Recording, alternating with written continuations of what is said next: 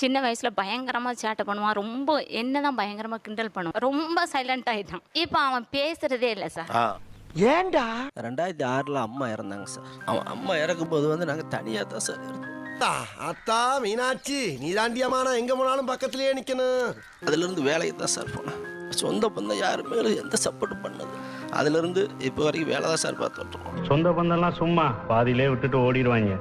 அக்கா விஓசி காலேஜில் படிக்க வச்சு சார், தூத்துக்குடியில். ஏன் உங்களுக்கு அவ்வளோ நெருக்கடியிலே படிக்க வச்சிடணும்னு தோணுச்சு? கேட்கறதுனால சொல்றேன். இவ்வளோ படிச்சாத்த வாழ முடியும்னு ஒரு சிந்தனை எனக்கு இருந்துச்சு சார். நான் ஆம்பளை பையன் சார், எங்கேயும் வாழ்ந்துருவேன். இப்போ எப்படியோ படிக்க வைக்கணுங்கிற ஒரே எண்ணத்தில் தான் சார் வேலைக்கு போனேன்.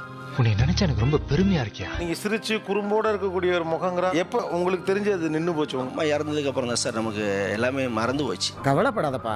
ஒரு சிடி கடையில வேலை பார்த்தான். ஒரு நாளைக்கு 30 ரூபா சம்பளம். அப்புறம் பாதியில வெளிநாடுக்கு ட்ரை பண்ணி வெளிநாடு போயிட்டான். போடாப்பா போய் நல்லபடியா பொழைங்க நம்ம வயலுக.